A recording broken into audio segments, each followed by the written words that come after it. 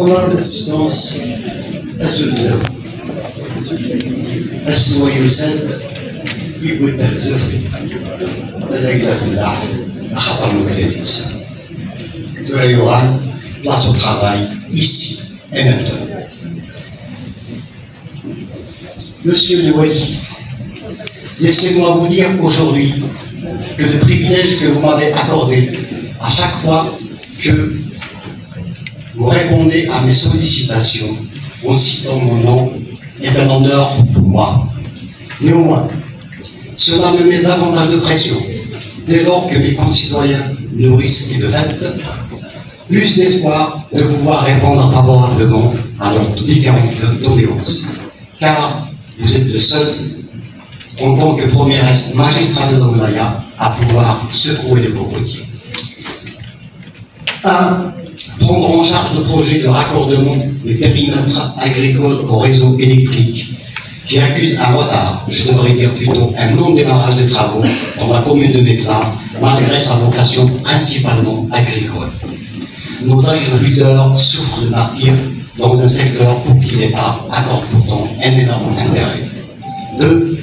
Répondre favorablement à la demande de programmer la réalisation des nouveaux CEM au chef-lieu de la commune de Mekla, dont le nombre de résidents dépasserait largement les 12 000 âmes au vu de la multiplication des constructions, notamment des programmes des logements réalisés ces dernières années et ceux qui sont en phase de réalisation et d'achèvement. Une anticipation s'impose pour éviter la surcharge des classes. Le CEM Melkim Khoral et fils est bien loin d'assurer les conditions d'enseignement adéquates pour nos enfants. Les bâtisses réformées par les services du CDC depuis des années occupent toujours les espaces et présentent un réel danger. La cour qui sert pour l'activité sportive n'est pas à envier du fait de son exiguïté. La présence des marchands, d'une station de taxi, d'un arrêt de bus n'est pas pour arranger les choses de par la nuisance sonore qui en découle. Monsieur Le Wali, les chéhides Melki mériteraient mieux une meilleure baptisation que celle des lieux qui a abrité à l'origine durant l'ère coloniale une caserne sale réservée pour les incarcérations et les tortures dans la présence des deux guérites qui longent le pourtour de l'enceinte de l'établissement et la villa qui risque l'effondrement à tout moment et qui servait malheureusement de résidence pour le tristement connu lieutenant Schneider, resté gravé dans la mémoire collective de par les actes de barbarie orchestrés à l'encontre d'innocents citoyens natifs de la région. Laissons maintenant les infrastructures et voyons un peu le volet pédagogique, histoire de titiller un peu nos chers députés et autres sénateurs, car c'est à eux qu'échoit la responsabilité de se battre au niveau des deux chambres pour ne plus faire de nos enfants des éternels cobayes, mais des citoyens au sens large et noble du terme. À l'heure où dans les pays scandinaves, les élèves prennent du plaisir à étudier dans un système éducatif appelé l'enseignement par désir, nos enfants, à nous, trouvent d'énormes difficultés à assimiler dans l'approche par compétence un système qui ne peut réussir que si l'enseignement est dispensé dans la langue mère, de la vie même de M. Philippe Mérieux, illustre pédagogue et père de cette méthodologie. Monsieur Le Wali, j'ai bien noté votre désappointement lors de la dernière session, lorsque les camarades avaient dressé un bilan noir selon votre appréciation dans l'analyse de votre dernier bilan, ce qui vous a amené à prendre même la défense de vos directeurs.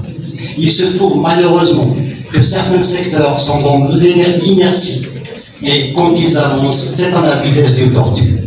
Il est vrai que je ne peux pas dire la même chose de certains avec qui j'ai eu l'honneur et le privilège de travailler lors des différentes réunions au sein des commissions ou lors des sorties sur le terrain.